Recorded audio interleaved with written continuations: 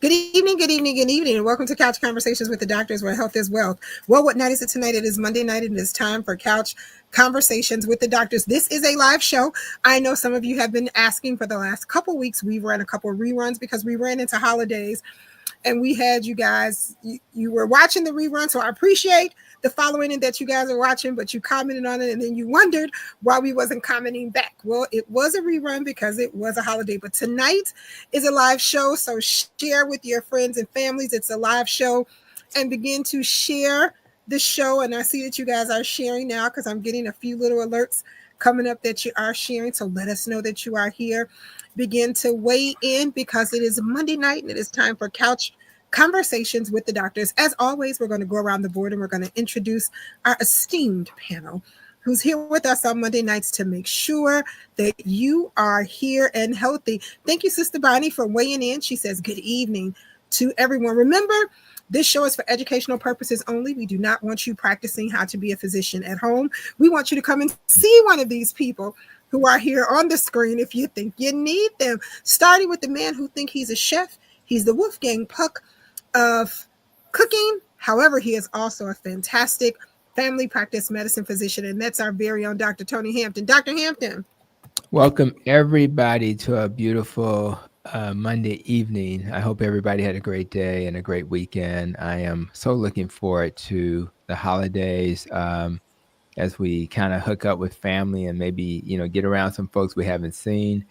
Family doctor, obesity doctor on the south side of Chicago. I work with Advocate Health, and I promise when I get with my family, I will not tell them what to eat. I will just let them enjoy. And I know we'll dive into that a little bit, but happy that you guys are joining us tonight. Thank you. Outstanding. I want to say hey to Connie Taylor, who is here. She says good evening to everyone. To Audrey Jaycox, who is here. She says good evening to everyone, and she sends loves and hugs.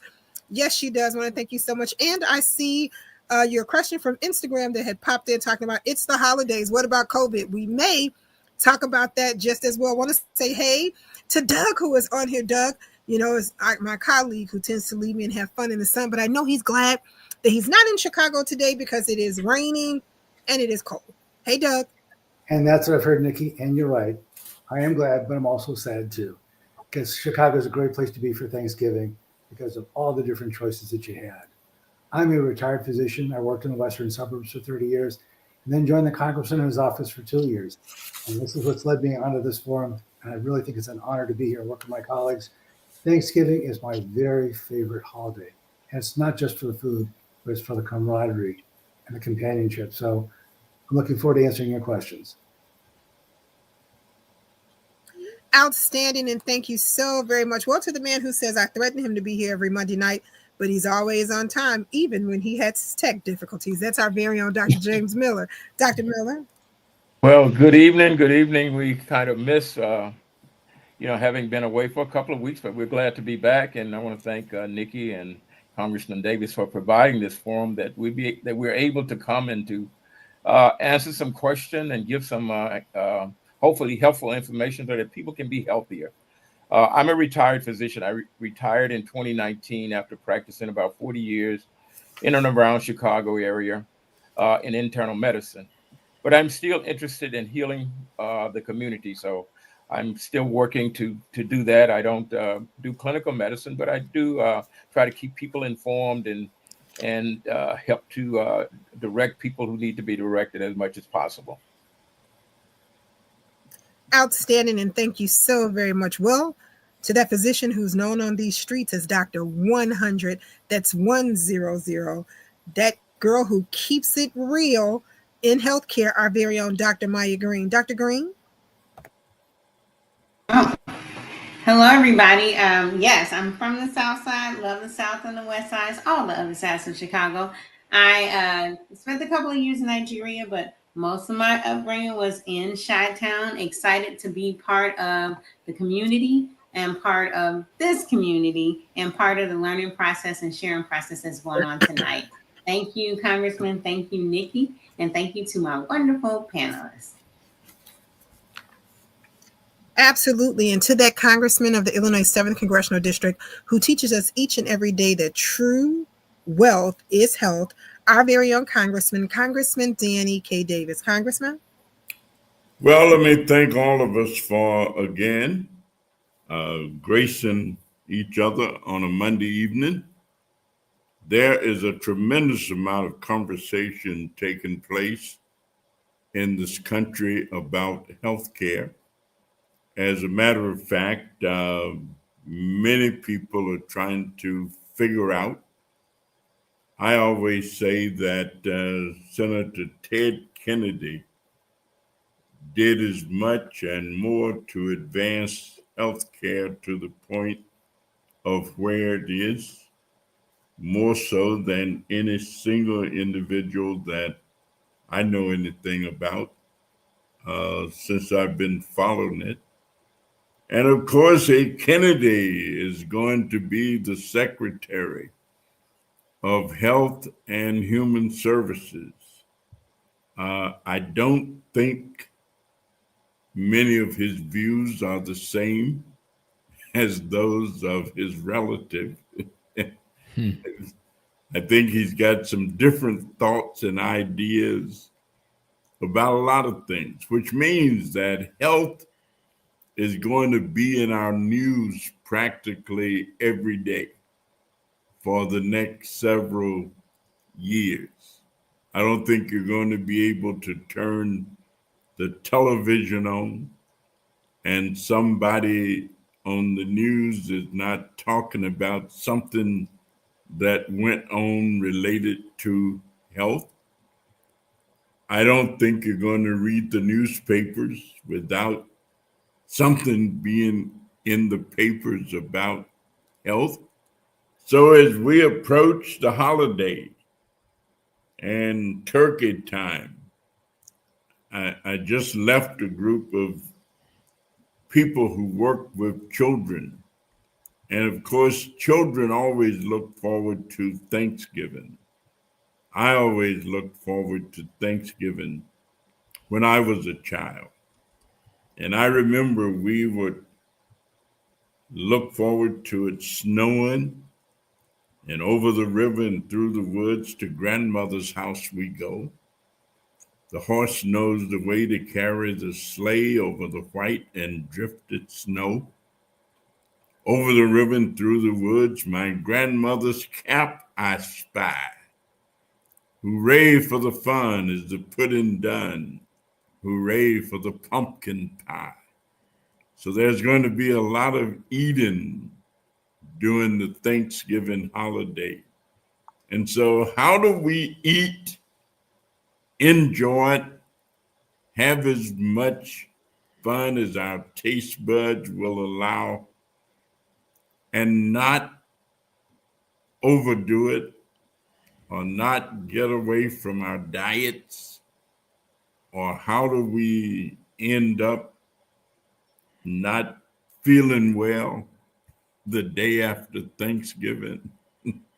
and I think that's a good way to start tonight in terms of our discussion about how do we do that? I mean, I know I cheat every Thanksgiving, every Christmas. I don't intend to, but sometimes the song is not around. Yield not to temptation, for yielding is sin. Each victory will help you some others to win. Fight manfully onward, dark passions subdue. Look ever to Jesus, and he will carry you through. So I just ask the Savior to help me during this period and see what happens. But thanks to everybody, and let's get it on.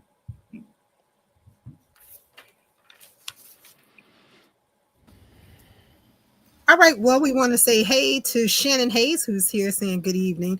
And Laura Leone is here. And Laura says, good evening, Congressman, doctors, and Miss Nikki. Well, Dr. Maya, what should a plate look like on Thanksgiving? I mean, there's so many options at the table.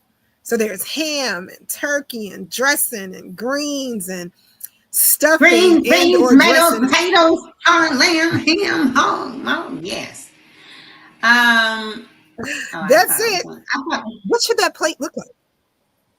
that's when you thought What you should was that on mute. plate look like? You are Yeah. right. Okay. Okay. Let me get on my doctor voice then. Okay. Well, I mean, Thanksgiving is a time where a lot of families join together. And a lot of times we talk about genetics playing a factor in chronic diseases such as high cholesterol, diabetes, insulin resistance, hypertension, all those things, right? And yes, there's genetic, but there's also the cultural things, like the way we prepare our foods, right? And those, and the line is kind of blurred because the same people that taught us to prepare our foods are typically the same people genetically linked to us. Okay, so things that we want to remember. Number one, we have to control our portions. The best way that I control my portions during this time of year is I fix food at home and I eat before I arrive, right? So I eat before I arrive. Now, like the congressman said, now I'm gonna leave a little room. You know what I'm saying? I'm gonna leave a little room for those things that I only eat once or twice a year. I'm gonna leave a little room. Okay, I'm not gonna eat till I'm full at home. I'm just gonna pre-eat so I'm not super hungry when I walk in the door. I remember a time when I used to purposely not eat so I can be super hungry when I got to the Thanksgiving place. So I can absorb more food, therefore more calories, right? And then not only that, once I get there, I like to do things like make sure I eat my vegetables and I drink my water before I have the other things that I, may indulge in, And then, if I am the preparer of the food, I could mind how I prepare the food, like basically replace certain fatty meats with different spices or less fatty meats. Replace fatty meats with lean meats, or if I'm going all plant based, use those spices, those aminos that give you that smoke flavor without the smoked meats. I come from a family, we like our vegetables with smoked meat in it. And so I've been over the years experimenting with my beans, my greens, my potatoes, everything with the smoke flavor, good spices, less smoke with meats. And then of all things, I had to remember water. In the words of Dr. Mason, nothing counts as water but water. Drinking my water in that meal before I even got there, right? So don't show up super hungry because then you're eating everything. And then if I take some things, because I like to show up with my Ziploc bags, real talk, but I only put in there a couple of things. Nikki, you see me. I used to put the cheeses and all that other stuff. Now, when I take stuff off y'all plate, I put in the fruits, things that are gonna help me stay hydrated. I may take one or two things in the small bag, but I'm certainly not taking those gallon bags of chicken and dumplings anymore. So those are the tips that I have been using. It's been successful for me, and I know it'll be successful for you. I'll leave some space for I don't know if any of the other doctors want to chime in. Well, Well, Dr. I think, Miller, who yeah, is a I great think that, cook, what I I know try to has do is something to say. that, is to eat those, I spend a little more, I eat a little more greens and beans and those kinds of things. And I try to cut back on the meat. I have turkey, don't eat a lot of dressing. Um, and then try not to eat a large portion of the dessert. Now, I'm also of the mindset that I don't have to eat, even though it's Thanksgiving. I don't have to eat my whole Thanksgiving thing on one day. I can eat a little. I can save some for tomorrow. And most of the time, fortunately, Thanksgiving tend to be at my house, um, so it's there for me. I don't have to just but if I was visiting when my mom was alive, it was always at her house, and but I would not sit down and just eat to the point that I'm really, really, really full. And but I would eat and I would take some home, and then I would the next day. So I would spread it out, and I think that that's a good way to make certain that you have got your helpings of those things that you like, but yet and still you didn't overdo it in one day, because that's really what happened. And again, Dr. Maya said, don't save up. Don't wait 2 days. I'm not going to eat 2 days because I'm going to mom's house. I'm going to the house where we're going to have that meal. And so continue to eat, and don't go real hungry, but go with having eating breakfast, a meal before that, so that now you're not going to partially starving and just hungry, so that you'll really give into that power. So your willpower will be overpowered by your desires to eat what is in front of you. So that's sort of the way I do it. I try to spread it out, and then I can still enjoy, but I don't have to enjoy it all at one time. And I guess I'll chime in. The first thing I want to speak to really quickly, since I'm going to be going to Danny Davis's neighborhood on December the 2nd to speak to the USDA about the dietary guidelines. I've been invited to do that, so I'm really looking forward to that. But what I noticed, we had a metabolic revolution rally on near the Washington Monument, and I noticed that the things that we were asking for were actually surprisingly aligned with RFK. I don't know RFK, but I do know that he's interested in reducing the corporate influence. The FDA, as many of you know, have a lot of their funding coming from the pharmaceutical industry. That's a little bit of a conflict of interest. If they regulate the people that they get money from, it's just very interesting. He also is interested in removing food additives that are legal in this country, but not legal in Europe. He's also interested in rethinking how vaccines are approved. Every time I hear him speak, he doesn't talk about eliminating vaccines. He talks about trying to make sure vaccines are safe and regulated properly. So I'm hoping and praying, as the people talk to each other, that they find common ground and focus on the common ground, as opposed to focusing on what separates us. And obviously, we're going to have these guys for 4 years. I just wanted to say that first. Number two, when it comes to the holidays, I think the education we receive about nutrition is all over the place. And even that education is biased. But any logical person would avoid the foods that cause harm. The first decision people have to make, am I going to eat the foods that cause harm because I'm going to have a moment of indulgence? And if you decide to do that, have at it. However, there are certain foods that we know will raise blood sugar.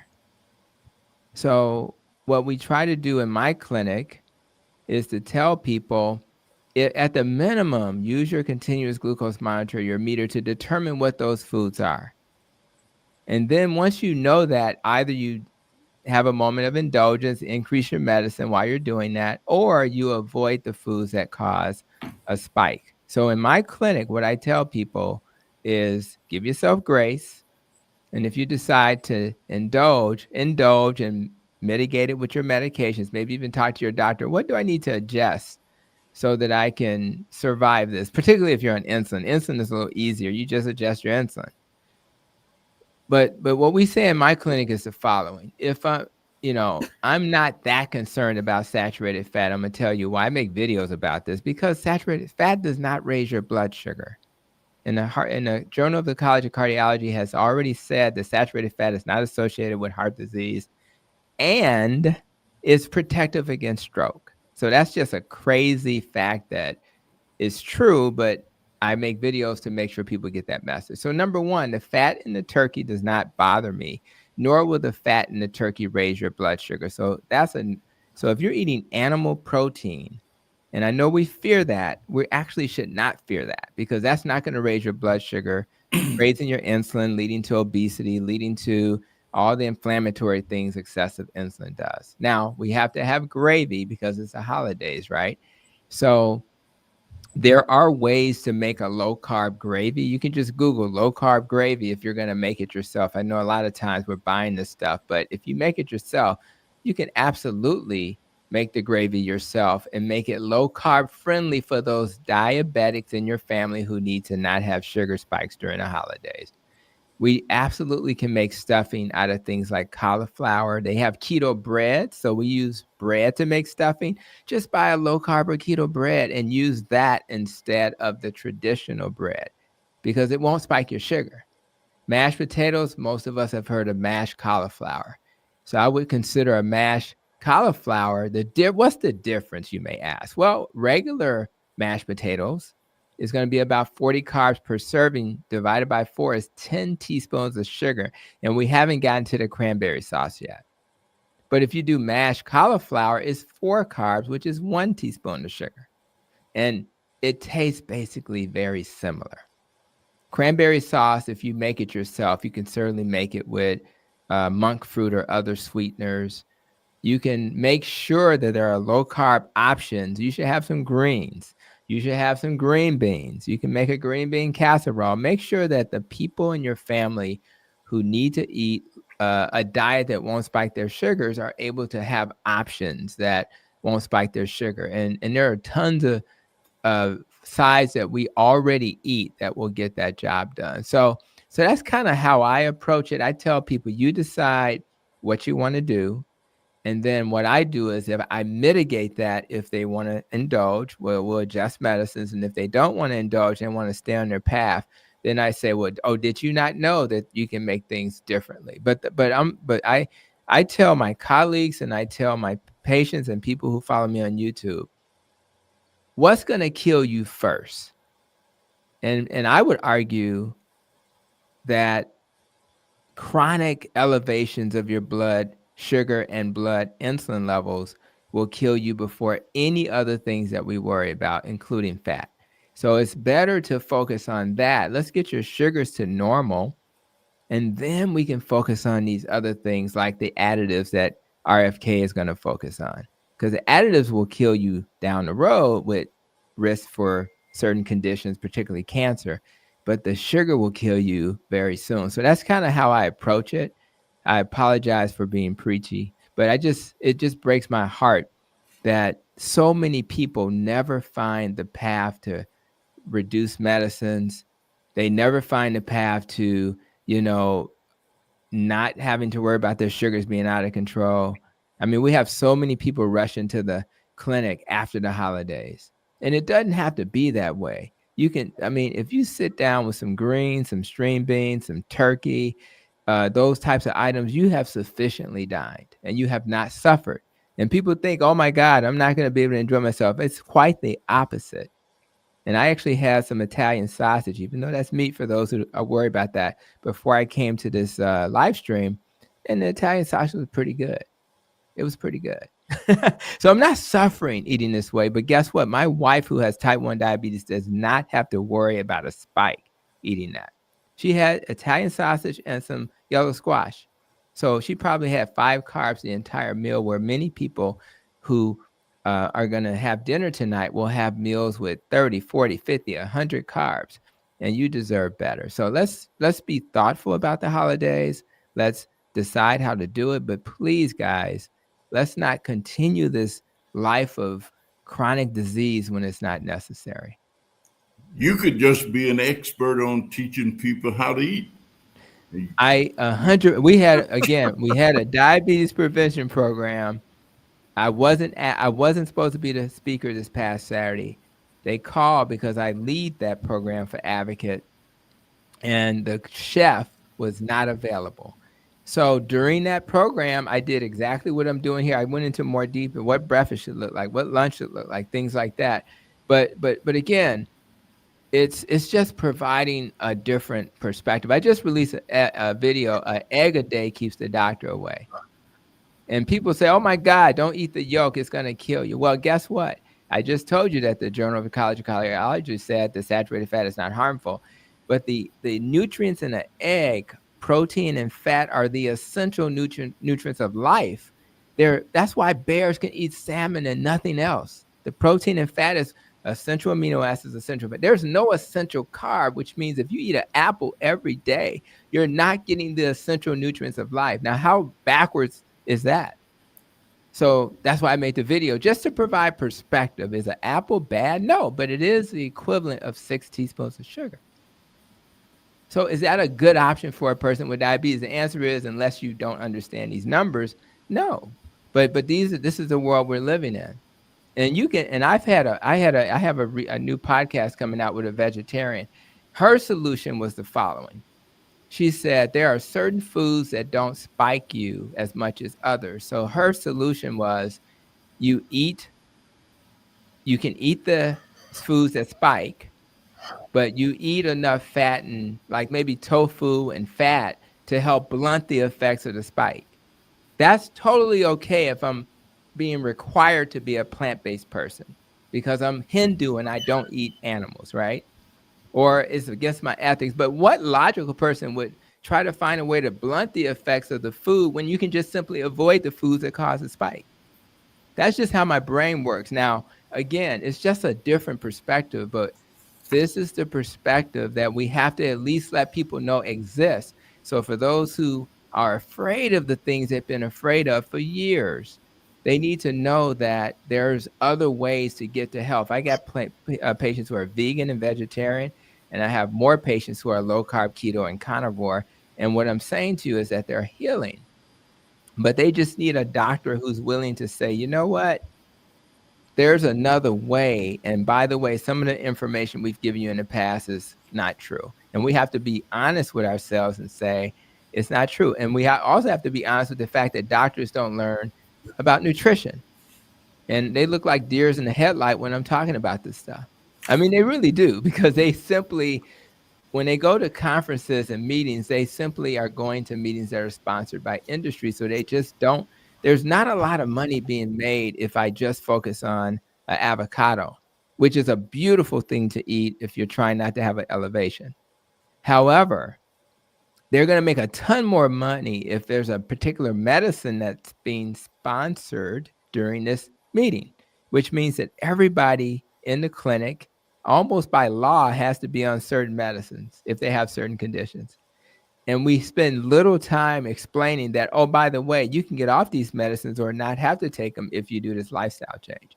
And that's what we need to change in healthcare. That's why I'm hoping with some cautious optimism that in spite of who ended up in the White House, that at least we have people who are questioning conventional thinking.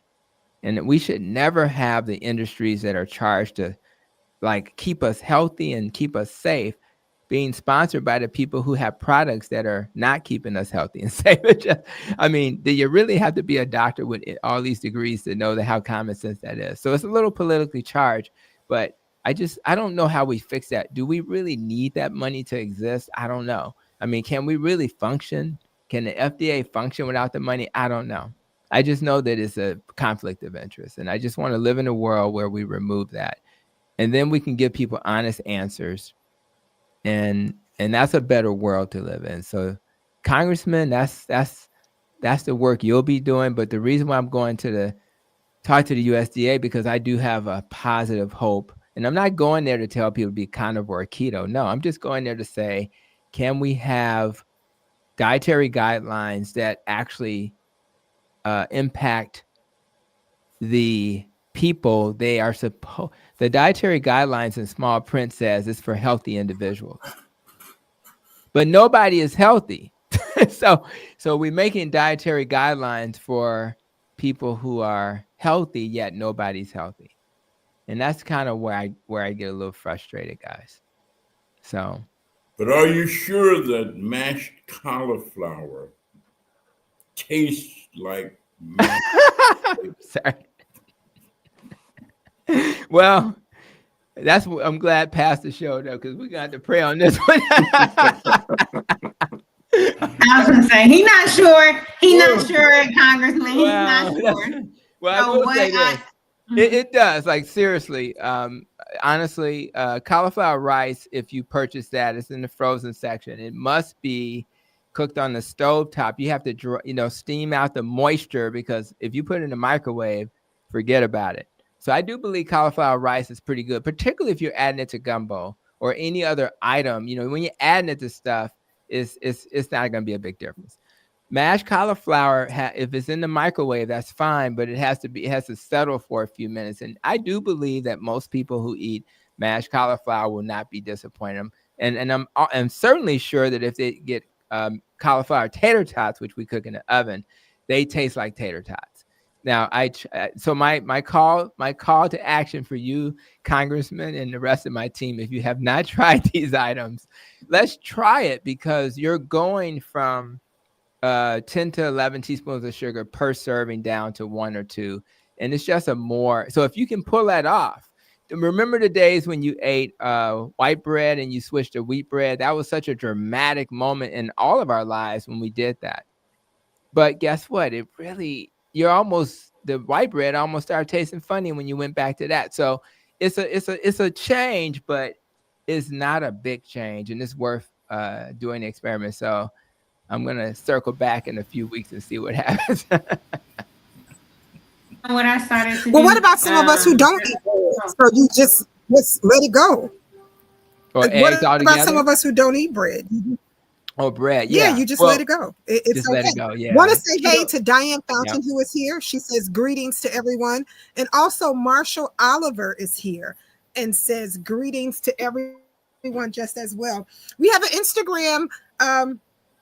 Instagram visitor who says, Congressman, cauliflower rice is really not that bad.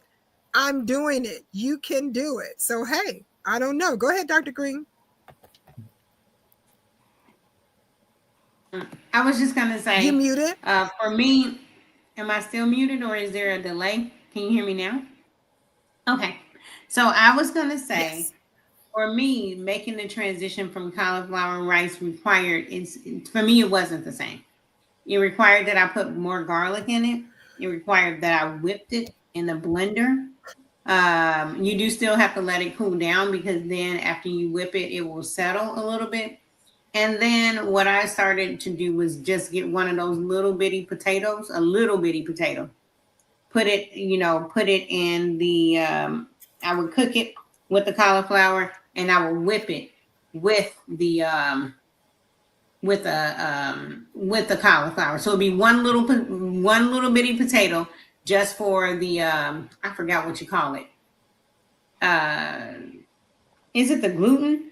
When I was in Nigeria, it's what yam does when you whip it. Mm-hmm. It starts to get sticky just for the stickiness of the texture in that whole thing of cauliflower. And then you whip it, you let it cool down, and it kind of congeals. I have to use more garlic in my recipe when I do cauliflower potatoes. I mean, mashed cauliflower, basically. So Sandell Scott is here, and she says hello and loving the information. Dr. Carolyn Vessel is here as well, and she says, hey, family. Hey, family. Well, Congressman, I don't know if this helps. I've actually transitioned over to the cauliflower, and actually it's pretty good. It's not bad. I have to actually share that. Marion Pittman is here. She says, hello, everyone. I have a question. I have lost 115 pounds by not eating any unnatural sugars and a 1,500 calorie diet.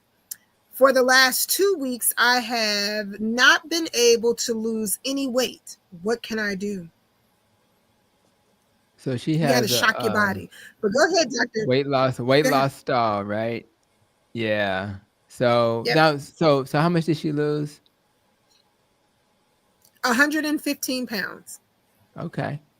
So it's probably, first of all, your body will sometimes have to reset and settle down for a minute. So the first thing I ask patients to do in my obesity clinic is I say, we need data. So let's track. Now, I'm not sure if she's doing a particular type of diet where it's reducing the carbs or the calories, but you have to track. So let's find out how many calories. I prefer she be doing carb counting. And if she's counting carbs, for example, what's that number?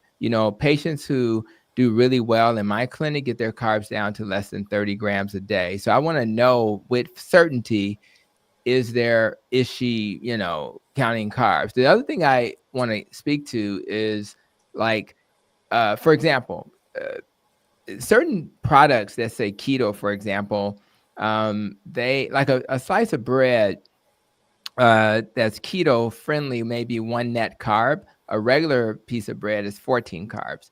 So a lot of people think, well, if it's just 1 net carb, I can eat 5 pieces of bread and that's only 5 net carbs. Well, the reality is it's probably more like, that is true, it's 5 net carbs, but you're still eating a ton of calories. So if they're doing anything related to keto products, for example, I would stop using those products. I would eat real food, animal protein, non-starchy vegetables. I would be very careful about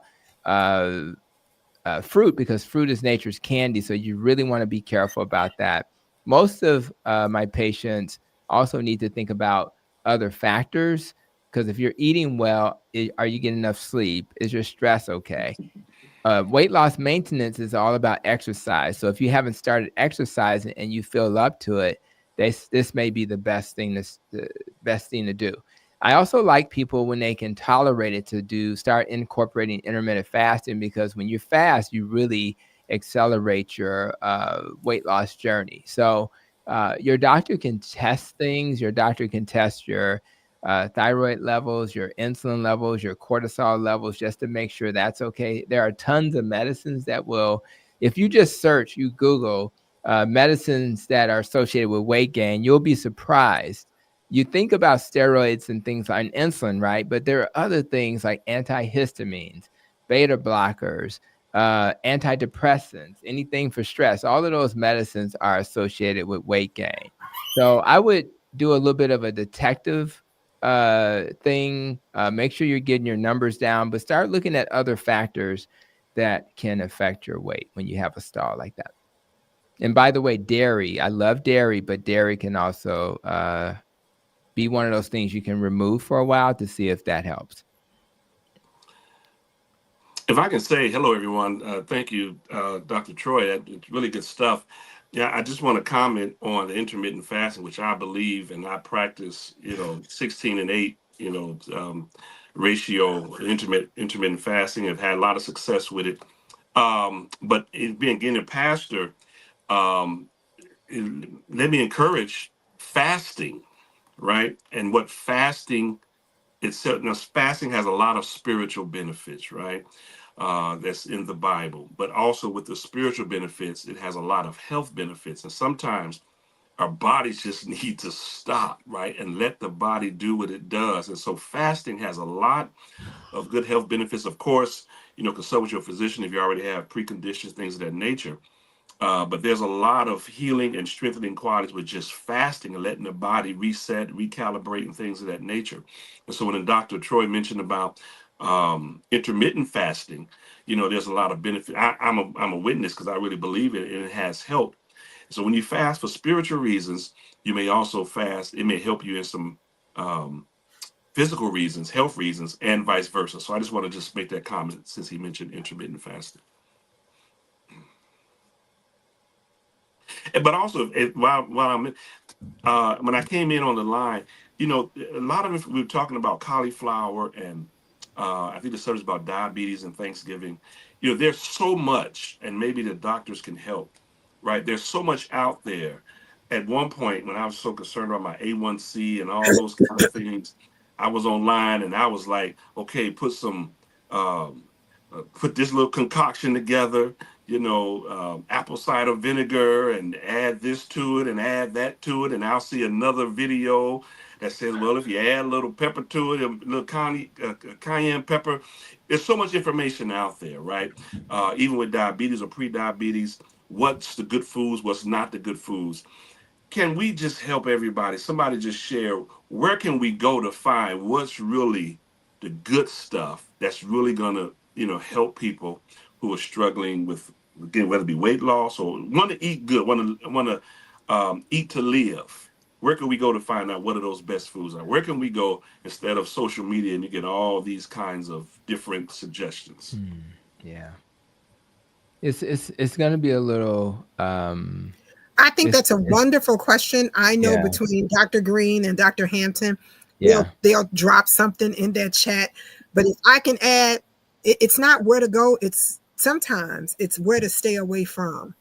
So if we stay away from fast food restaurants, That's a biggie right there. Seriously, stay away from. It's not where you go, we got to stay away from. Yeah. And there's one thing that Dr. Tony Hampton often says, and that Tony, I'm is sorry. I mispronounced you. I'm Oh no, sorry. you're take good. power. Oh, no, it's okay. He says, take control or take back power of your own eating. Take power of that. Take that under control. You know, a lot of times when you have lunch with people and you have like group setting lunches, and everybody goes, oh, well, we're going to have this, we're going to have that. If that doesn't work for you, or if those are things that spike for you, doesn't say that you can't sit at the table and eat with them. You just have to eat what works best for you.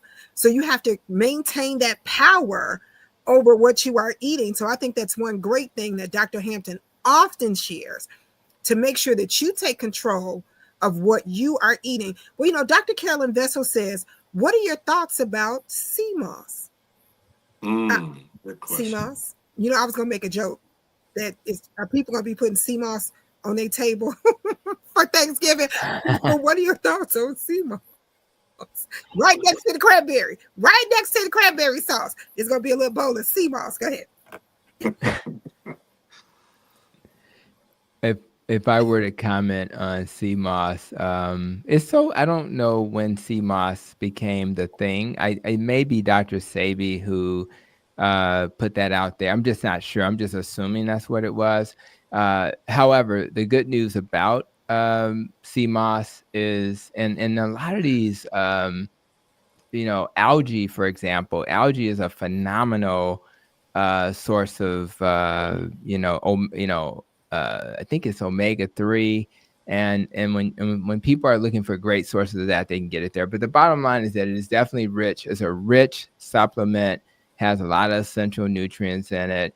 And, I've had patients come in, concerned about iodine, and sometimes they don't get enough iodine. We're fortunate to have iodine added to salt in this country, at least the Morton version of it, but you will get that from that. And a lot of people also are thinking about, okay, I want my immune system to be strong, so I'm going to consider sea moss for that as well. So there's a lot of immune benefits, but I think the message I tell patients, going back to what I said earlier, what's the biggest lever that's going to make you healthy? And it's probably going to be your diet more than a supplement. So it's okay to supplement, but if you supplement and then you go out and eat the food that's going to harm you, what are we doing? So if you have a room full of supplements and you're still not eating whole foods, you're probably missing the big picture. And although this is not a great example for a low carb doctor, but if somebody knows how to make pound cake, do you really need to put something on top of the pound cake? No, it's just, so the pound cake is the diet, and all that icing is the supplements. So it'll help, but it won't mitigate. You have to remove the poison. The things that make you sick are more important to focus on than to add things that are like the antidotes. And I think we'll be so much more successful. And again, I think I hear that question so often, and I try to redirect people to what's really going to pull the lever. If you take this supplement, that's not going to reverse your diabetes, in my opinion. What's going to reverse your type 2 diabetes is getting rid of the sugar and the starch. It's just that simple. And once you get rid of the poison, you won't have the spikes and you'll do just fine. So that's where I want people to put their focus, although I appreciate the question. It's gonna be a lot of upset people when they see that pound cake on the table. They ain't got no icing on it. Oh, Dr. get out of Hampton, here. they gonna blame you, Dr. Hampton. So you better get ready to see all those emails. That's right. It's coming. Yeah. Well, hey, if it goes to the comments of the video, that didn't drive engagement. So it's okay. Right. So our next question is, well, what about soda? I stopped drinking soda. Well, they say pop, so I actually say soda. But they say I stopped drinking pop and I started drinking diet pop, only to find out that it's just as bad. Is that true? We need a little spice. Water is okay. Well, if you're asking, so don't all attack that at one time. Yeah, I don't know if my colleagues want to chime in. Boy, oh boy, oh boy. Well, all you got to do is turn the label around and look at the back and Yeah. look at how much sugar is in pop. And think about, and there's some things that are even worse than that, like the energy drinks or Mountain Dew. It goes from 20 to 30 to 40 to 50. I mean, there's just an absolute ton of sugar. So what you're doing is you're challenging all parts of your body to handle that sugar. You know, I would think that a natural sweetener other than sugar might have some advantages. I'm really not in a position to say that all of the artificial sweeteners are bad. But if you were to ask me what little I know, I think I'd rather have a little bit of artificial sweetener than 40 to 50 to 60 to 70 grams of sugar, which is a tremendous shock to your metabolic system. And it's going to overtax your pancreas, it's going to overtax your liver, and Lord knows what else is going to happen, all for that temporary high. And its addictive properties. So, And it doesn't have a lot of nutritional good value. Yeah. nutritional value to it. Yeah, you're taking So, something where there's a lot of harmful things in it, but on the other end of it is that there's no real value in terms of your health in terms of drinking it. and this is kind of where science has led us astray, where people have researched how to make this desirable for us without making it valuable for us. I think that's what Dr. Miller is saying is you can spend your money, get your thrills, but you get negative returns for it. You don't get anything positive in return for having a pop. Yeah, you're going to get an average 8 ounce, a soda is going to be 9, again, it's carbs, guys, 38 carbs on average divided by 4, 9.5 teaspoons of sugar for one little can of soda, and you only have 1 teaspoon of sugar floating around in your blood right now. And the extra sugar has to be stored as glycogen in your muscle and in your liver and stored as fat.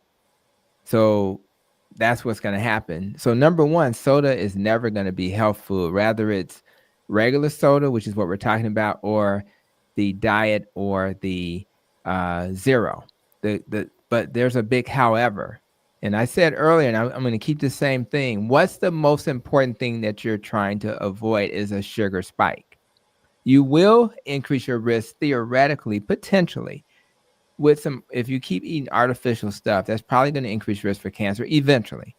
But what's going to kill you today and within the next year is those sugar spikes. So if I'm transitioning somebody from a soda to a diet or zero soda, and then ultimately, hopefully real food, I think that's a nice transition to go to a diet or a zero, recognizing there's small risk, but they're not as risky as that 9 teaspoons of sugar. So that's kind of how we frame it. Some of the best researchers in the country, Dr. Eric Westman at Duke, et cetera, gives his patients permission to have a zero or diet soda in lieu of the regulars, because this is a mental thing, guys. If I'm addicted to sugar, it is almost cruel to just tell somebody to stop that cold turkey. So it's nice to transition them with an artificial zero diet, which has a sweet taste, but it's not sugar. And then you can kind of then recognize, okay, this is still garbage. It's not real food. It has dyes in it. It's just water that's flavored with nothing that's beneficial. Your job is to fill that tank, just like that expensive car outside, with the best gas. And you'll get to a point where you'll never want to put the cheap gas in that nice car, which is your body. And that's what most people will learn over time. And when they start feeling good and doing good, they won't even want it. But again, the best way to get rid of an addiction is to get it out of your life. And if I keep eating artificial drinks that taste sweet but are not sugar, I'm still going to want that sweet taste. So eventually we got to get away from it. But we'll give them grace and wean them away. But I agree with my colleagues in terms of the harm that this substance can cause. But that's going to hurt. Saying that diet still is nothing to write home about. I don't know where you're writing, but I wouldn't write home. No. It's not real food.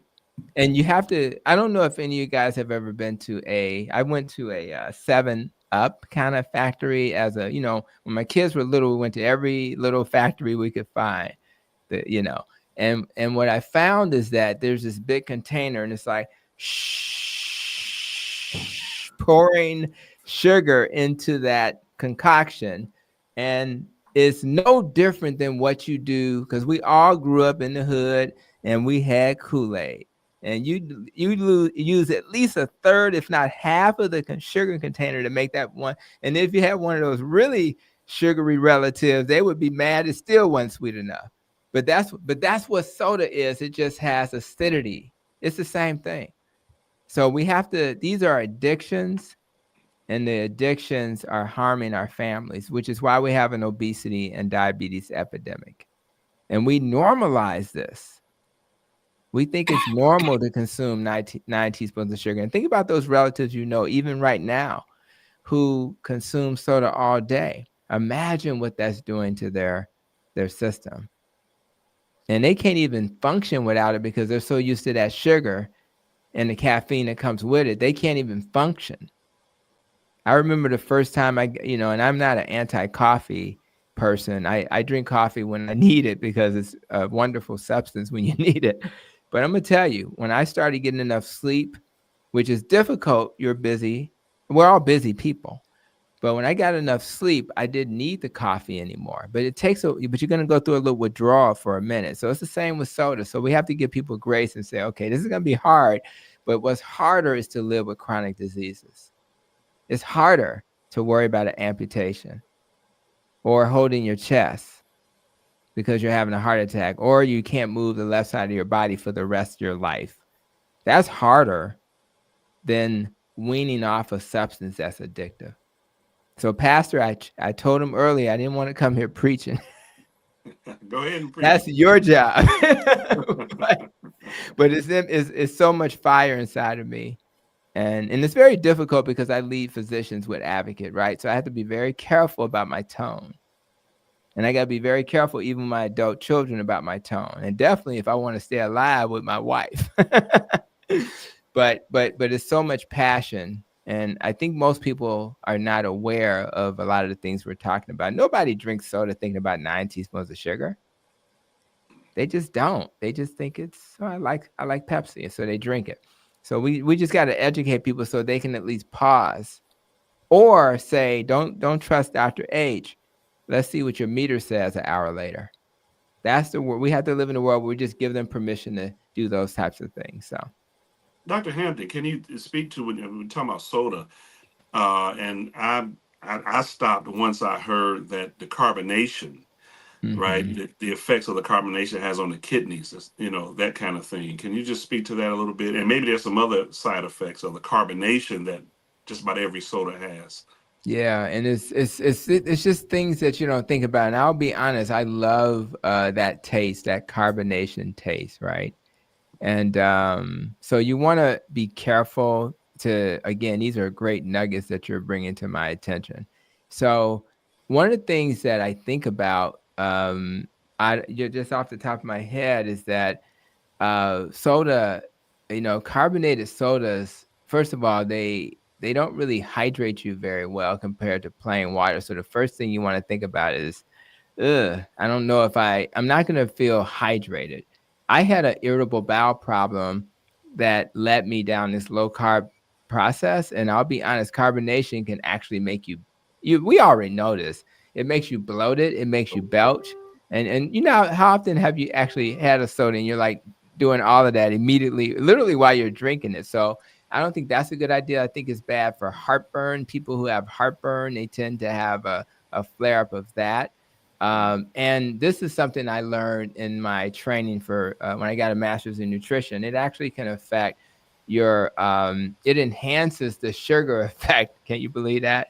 So when you have something that's carbonated, it makes the sugar effect more pronounced and more destructive. So putting those two things together, it tastes great.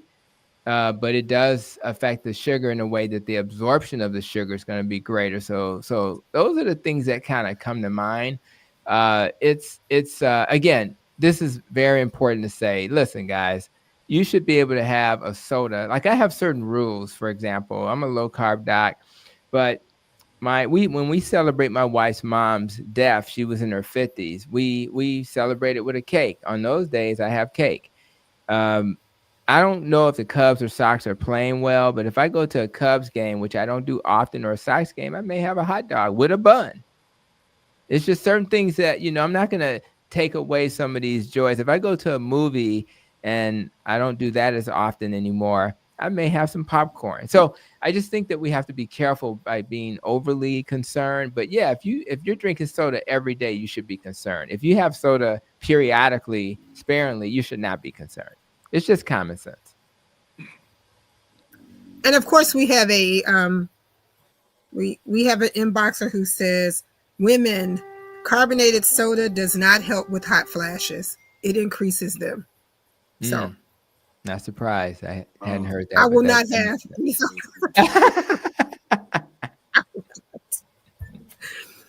In the words of Dr. Miller, as I blow the dust off my eggs, I will not have.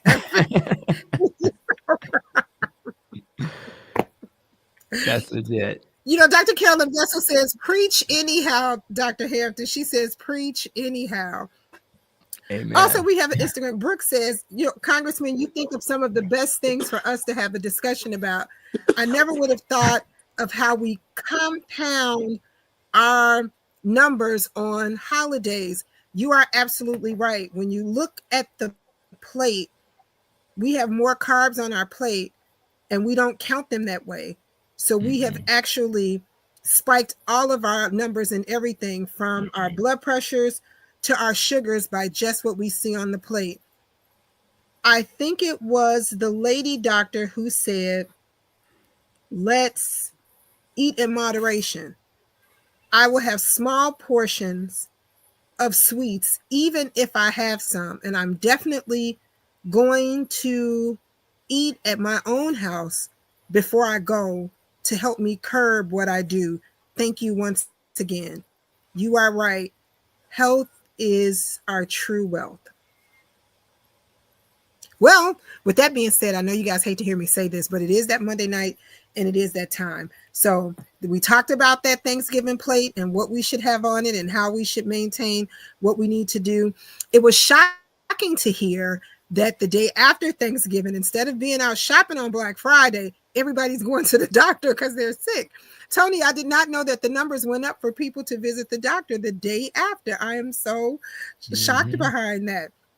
But I guess we can curb a lot of those numbers this time by just making sure we pay attention to what we eat. If Dr. Mason was here, he would remind us to make sure that we hydrate, and that hydration would be with water, natural water. He says, don't mix it with anything. Just make sure you drink it. Even if it tastes better, if you put a lot of ice in it, just make sure it's water. So if he was here with us, that's what he would tell you on. I know, and I see your question again. You want us to answer your question about COVID and the holidays.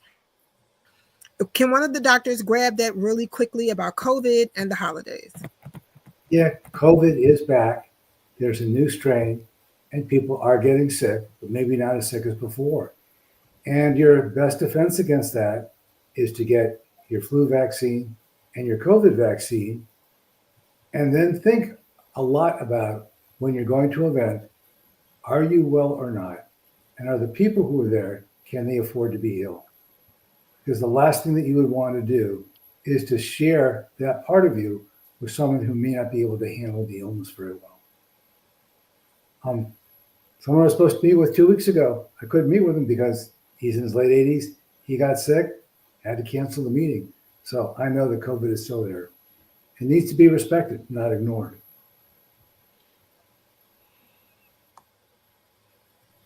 So with that being said, you're until next Mondays. I'm going to start with you, Tony. Take it away. You're until next Monday. Thank you for doing that. I got to get to my wife, but I really appreciate the pastor who inspired me tonight for being here. And I just want to, say that when a person in your life speaks with a passion, sometimes it's to grab attention.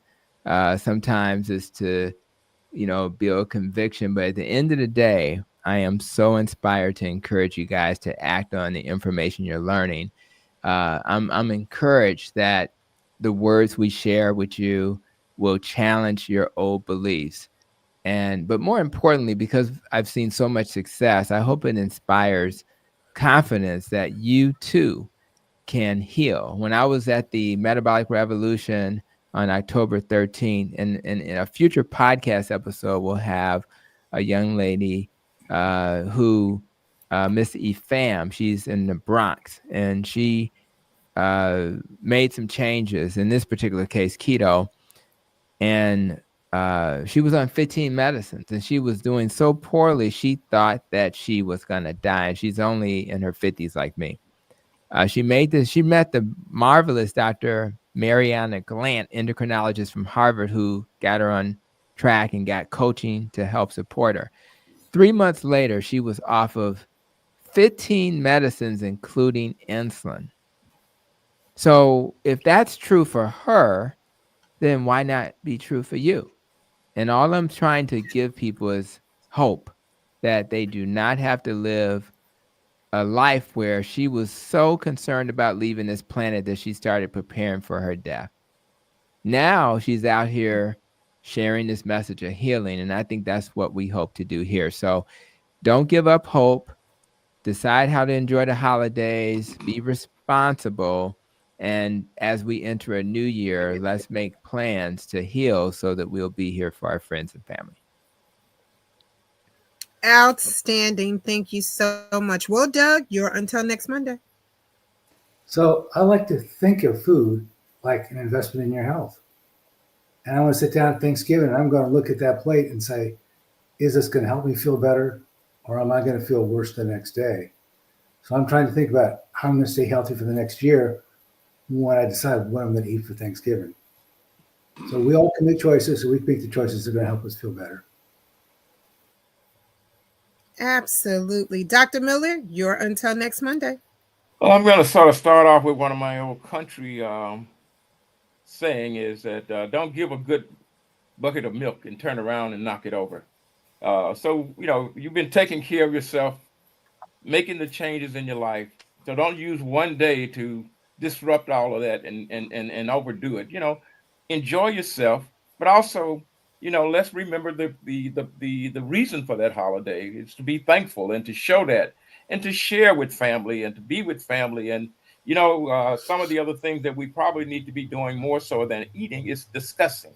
What kind of there are issues and conditions that we need to be talking to our family members about, so that we'll have a better history. So that when we go see a doctor, we can give a good past medical history and family history. So we need to get to know those things, and so spend time talking and maybe a little less time eating.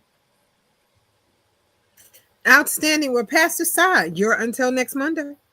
Until next Monday, for all those who are believers in the Christian faith, or health is a biblical principle. It really is. And 1 Corinthians 6 tells us that our bodies are temples, and we ought to do all that we can to take care of our temples. 3 John and 2 says, I wish that you would prosper and be in good health, even as your soul prosper. And so let us lean into that. Let's lean into our faith to help us live healthy lives, to be around as long as we can be for our families and for our service and service to our God. Outstanding. Well, Carolyn Vessel says, thank you for the reminder. Gonna do better. And Sando Scott says, I really learned a lot this evening, and I will be making some changes. Well, Congressman, as always, take us home. Well, I think like Reverend Parker, I learned a great deal, and I learned so much from these discussions until I really hate to miss them. And I hate when Mondays come around and I've got something else to do and I miss the opportunity.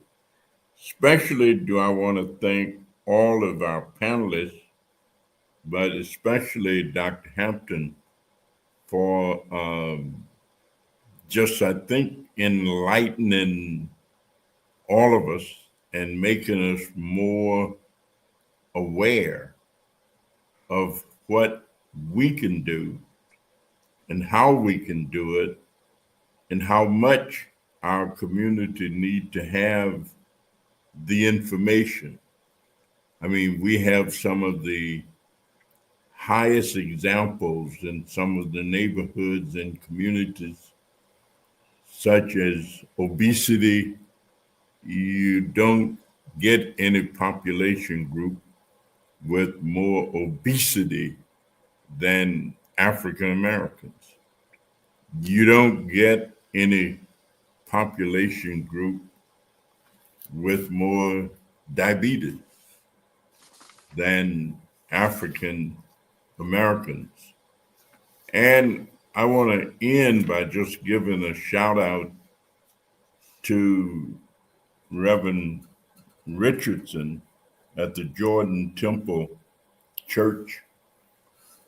I read a great article today in the Sun Times, and I felt kind of guilty because I missed Transplant Sunday that he had on yesterday. And I actually brought the article along with me this morning to read on the airplane. And I haven't finished it yet, but I'll read it before I go to sleep. Where on Sunday, he and Alexa Giannoulis, and of course, Secretary of State is also the person in our state that is part of his responsibility is to push organ donation. And of course, Reverend Richardson has had 2 heart transplants and a kidney transplant. And he says that nothing hurts and everything works. And it was just a great article in today's Sun Times.